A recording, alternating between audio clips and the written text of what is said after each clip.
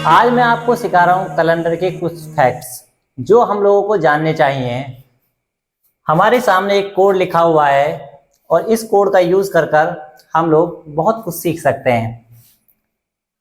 Normal year अगर दिया हुआ है तो ये कोड ऐसे की ऐसी रहेगा। अगर लीप ईयर है तो हम लोग जनवरी के कोड को 0 यूज करते हैं, फरवरी के कोड को 3 यूज करते हैं, बाकी सब सेम रहता है। मैं आपके सामने एग्जांपल लेता हूं। 20 फेब को अगर मंडे है तो हम लोग कैसे पता लगाएंगे कि 20 तारीख को ही कौन से मंथ में मंडे होगा। तो ऐसे क्वेश्चंस को सॉल्व करने के लिए हम लोग इस कोड का यूज करते हैं। जैसे कि फेब में कोड क्या है, 4 है। मार्च में कोड क्या है, 4 है। इसी तरीके से नवंबर में भी क्या है, 4 है। यानी कि अगर कोड सेम है तो इसका मतलब उनका मंथ सेम होगा। तो मार्च का भी यानी कि 20 मार्च को भी मंडे होगा। इसी तरह 20 नवंबर को भी क्या होगा, मंडे होगा। और एग्जाम्पल के तौर पे हम लोग क्या लेते हैं, अप्रैल को। अगर अप्रैल का कोड क्या है, 0, तो हम देखेंगे कि किसका कोड सेम है, जुलाई का। अगर 15 अप्रैल को हम लोग मंडे मान लेते हैं तो इसका मतलब 15 जुलाई को भी क्या होगा, मंडे ही होगा। इसी तरीके से जो भी एग्जाम्पल यहाँ पर हैं हमारे पास कोड के रूप में, जनवरी का कोड 1 है। इसी तरीके से अक्टूबर का कोड भी क्या होगा, 1 है। तो यानी कि ये दोनों मंथ्स क्या होंगे, सेम होंगे। मैं आपको और फैक्ट्स बताने वाला हूं। देखिए, जैसे कि 1 जनवरी 2023 को संडे है तो 31 दिसंबर 2023 को कौन सा दिन होगा। तो मैं आपको बता रहा हूं कि अगर साल का पहला मंथ और उसका फर्स्ट डे जो होगा वही उसका क्या होगा, साल का अंतिम दिन होगा। कैसे, 1 जनवरी 2023 को अगर संडे है तो यानी कि 31 दिसंबर 2023 को भी क्या होगा, संडे होगा। लेकिन इसमें क्या है, हमें ये देखना होता है कि ये लीप ईयर है या नॉर्मल ईयर। अगर ये नॉर्मल ईयर है तो यहां पर क्या रहेगा, डे सेम रहेगा।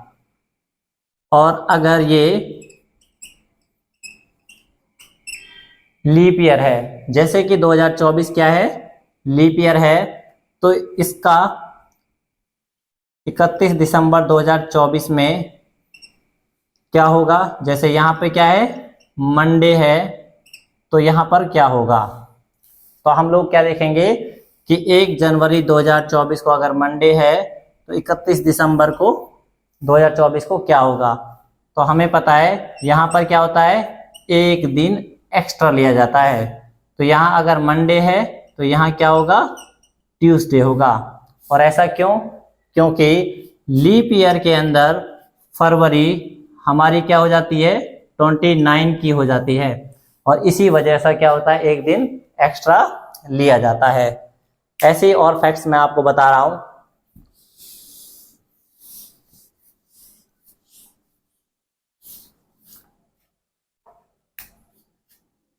जैसे कि 2017 के कैलेंडर को हम लोग कब यूज कर सकते हैं। तो ऐसे क्वेश्चंस को सीखने के लिए हम लोग क्या करते हैं कि कुछ ट्रिक्स हमें पता होनी चाहिए। हम लोग क्या करते हैं, लास्ट की जो भी 2 डिजिट होते हैं इन्हें 4 से डिवाइड करते हैं।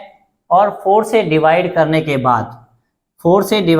के बाद जो भी रिमाइंडर आता है, यानी कि इसे 4 से डिवाइड करने पर क्या आ रहा है, 1 आ रहा है। अगर रिमाइंडर 1 आ रहा है तो इसका मतलब हम लोग क्या करेंगे, उसमें प्लस 6 ऐड कर देंगे। इसका मतलब क्या हुआ कि 2017 का कैलेंडर में अगर हम लोग 6 ऐड करते हैं तो क्या होगा, वो 2023 में यूज किया जा सकता है।